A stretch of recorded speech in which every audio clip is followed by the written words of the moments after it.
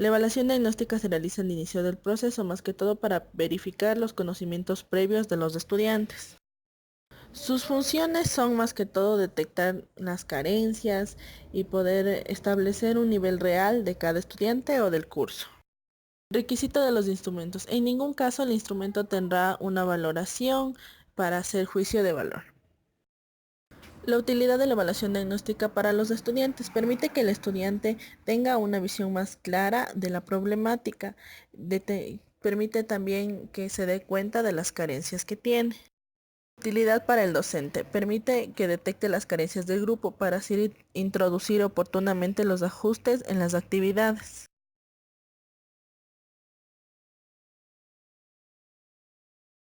Evaluación formativa. La evaluación formativa no pretende calificar al estudiante, sino más bien poner en manifiesto sus puntos débiles para volver a realizar una retroalimentación. Funciones de la evaluación formativa. Permite al docente conocer cuál es la situación del grupo para así seguir el avance del proceso de enseñanza-aprendizaje. Los requisitos de los instrumentos deben ser en un periodo establecido y tener un contenido específico. Pueden ser organizadores gráficos, ensayos, informes, más que todo para conocer cuánto ha avanzado el estudiante. Utilidad de la evaluación formativa para el estudiante. Afirmar cada una de las etapas de aprendizaje, especialmente en las asignaturas de conocimiento. Saber qué aspectos le resultan más difíciles y saber qué hacer para superarlos.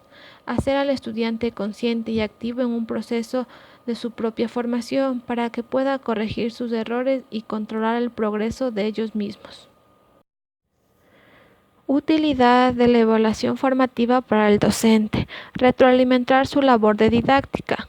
Proveer el resultado final del grupo a cada uno de los estudiantes para poder mejorarlo. Hacer ajustes didácticos en el desarrollo de un programa. Diseñar programas o actividades remediales que respondan a las necesidades de cada uno de los estudiantes. Tener elementos que permitan dar informes a los padres de familia, más comprensibles, concretos de los estudiantes. Ayudar a los estudiantes a suprimir el paternalismo, la sobreprotección y las arbitrariedades que son nocivos al proceso de educación. Evaluación sumativa. Características. La evaluación sumativa verifica los logros obtenidos en un programa. Es un paso esencial al trabajo sistemático. Este tipo de evaluación es el que más se asemeja a la pedagogía tradicional. El aprendizaje verifica si se logran los objetivos educacionales estipulados en un curso. La principal diferencia con la evaluación formativa es que la sumativa se ocupa en los resultados y no de encontrar fallas ni su porqué. Este tipo de evaluación se enfoca en los objetivos terminales o generales que han de lograrse al finalizar del año o del semestre escolar.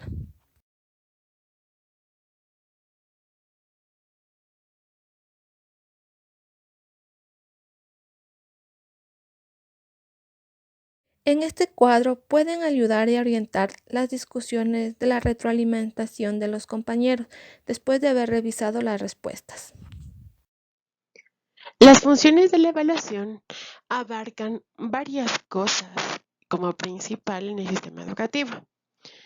Para una de las funciones de la evaluación tenemos que relacionarlo con el modelo pedagógico, sus fines y objetivos, los valores y resultados de aprendizaje, así como el concepto y naturaleza de la educación. También nos mencionan en el libro y en el capítulo 3 que según se entienda la educación y según las metas que se propongan alcanzar para la realización de los ideales, serán también funciones de la evaluación. Entonces, la evaluación tiene como función general armar un conjunto de actividades que se realizan de forma sistemática y congruente para alcanzar una finalidad determinada, que en el caso educativo será para alcanzar los fines de la educación. Considerando la evaluación desde el punto de vista de rendimiento académico, se la debe tomar como parte integrante de todo proceso educativo. Son muchas y varias funciones entre las que se destacan.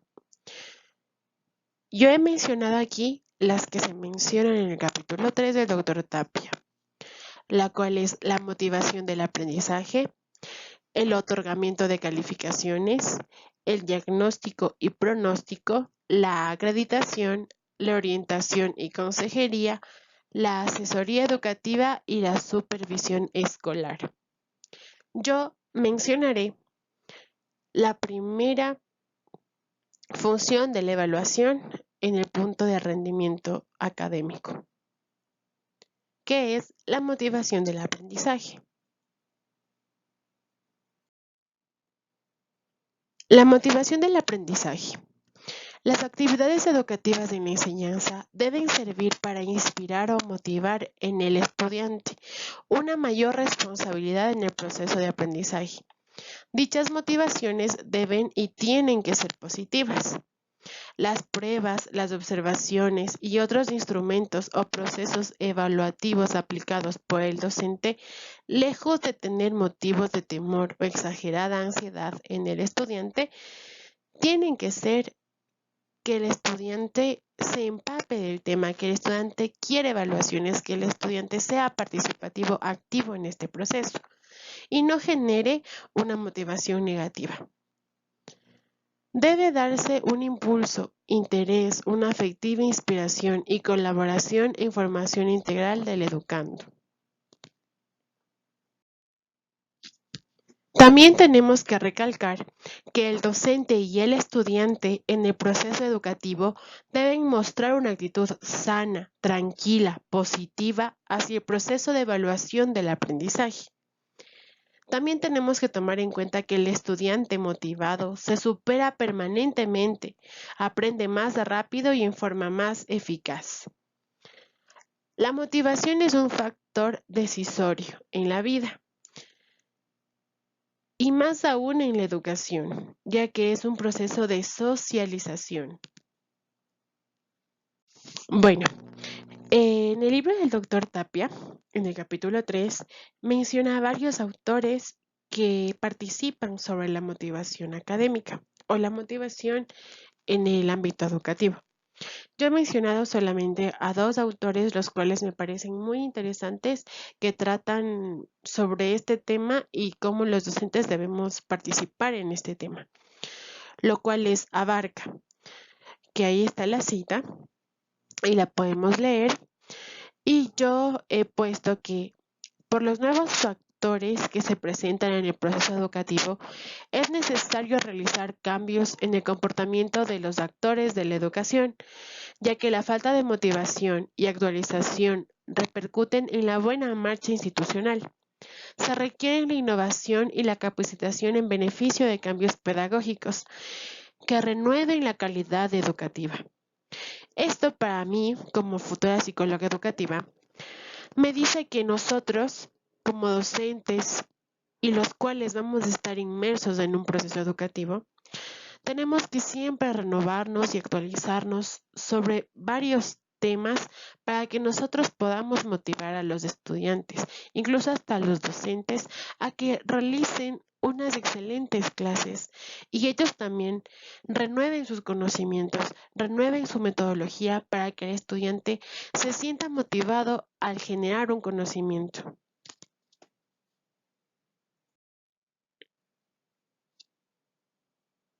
También he mencionado a Picado, que se refiere en los términos siguientes. Al tratar la motivación y actualización sobre evaluación de los aprendizajes, los docentes debemos realizar los métodos de evaluación para que el aprendizaje sea significativo y autónomo, alcanzando un grado de motivación suficiente y direccionando las acciones de los estudiantes utilizando adecuadamente los instrumentos evaluativos. Esto para mí me quiere decir que el docente debe revisar estos métodos de evaluación para que el aprendizaje que se genere en el estudiante sea significativo y pueda ser aplicado en su contexto, en su realidad.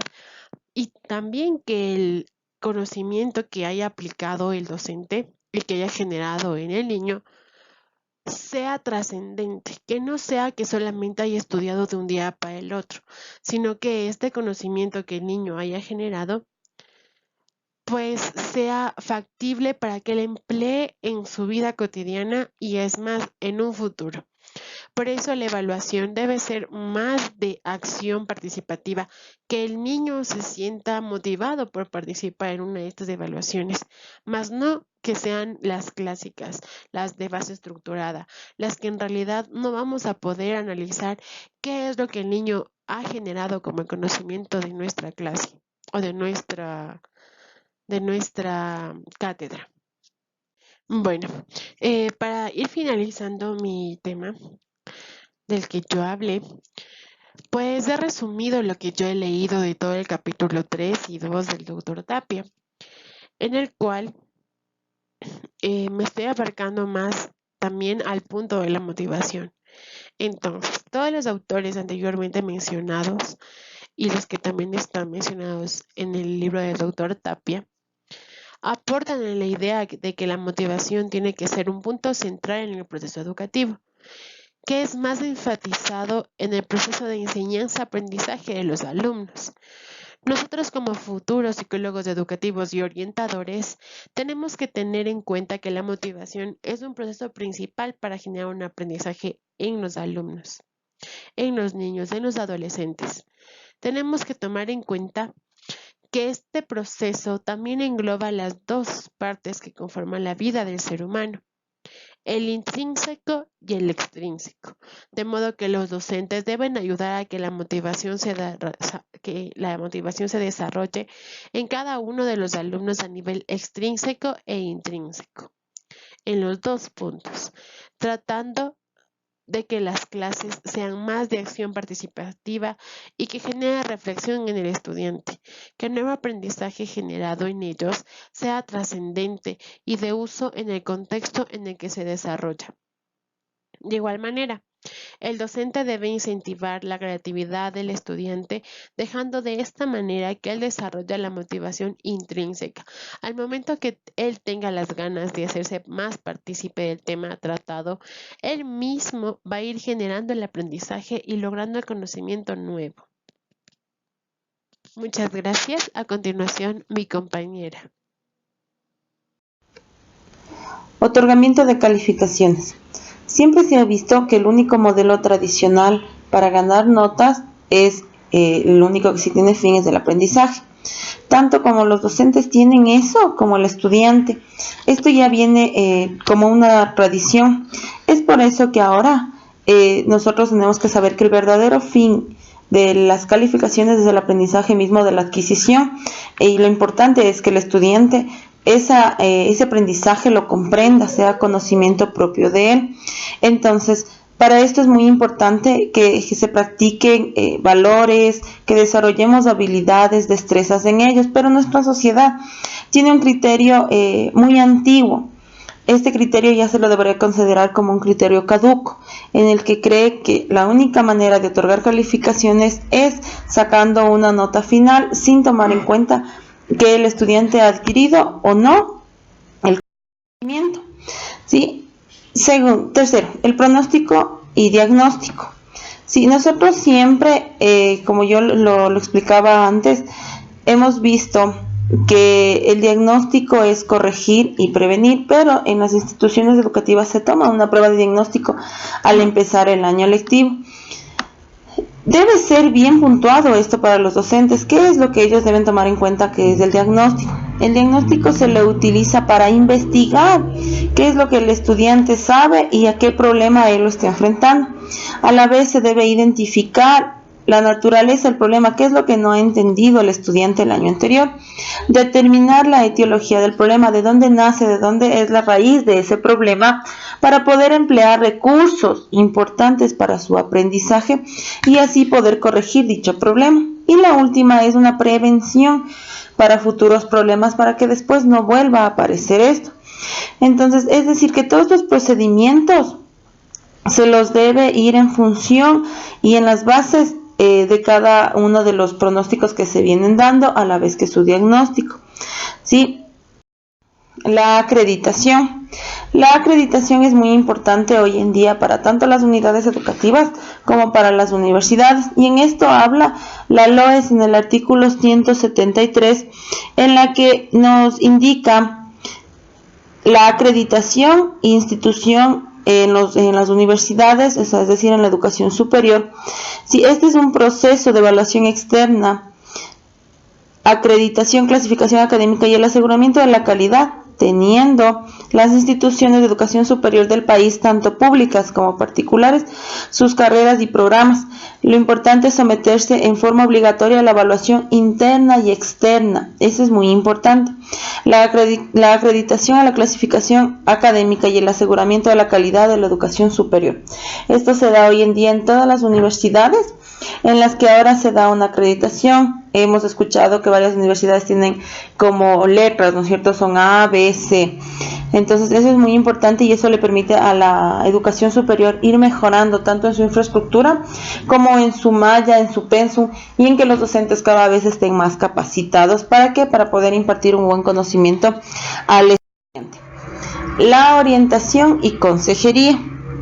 La orientación son propósitos de la evaluación al suministrar datos tanto para la orientación de los educandos, ¿sí?, como también para el refuerzo de la institución educativa para asistir al estudiante de manera ya sea esta individual o de manera grupal.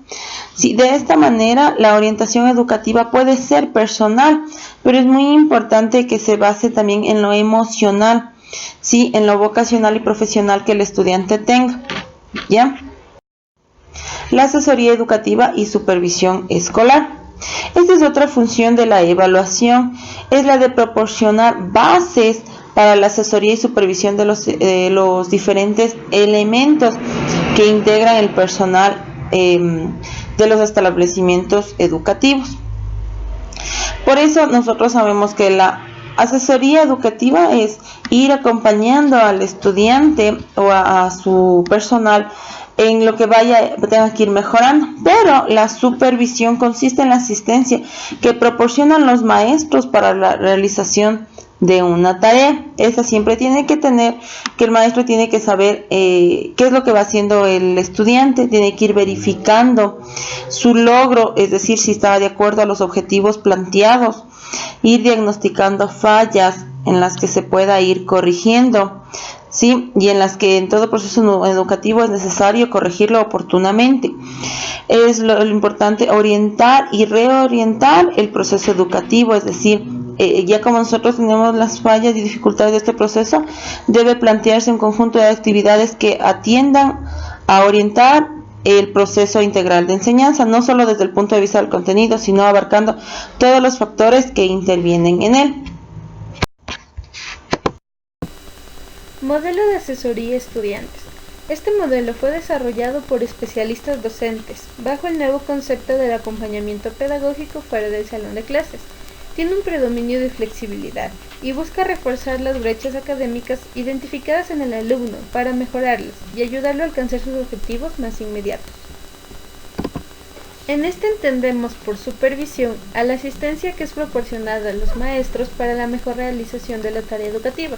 Para esto debemos tener en cuenta los factores que intervienen en el quehacer educativo, como lo son el docente, el estudiante, los métodos de enseñanza, los recursos didácticos, los materiales y los instrumentos curriculares.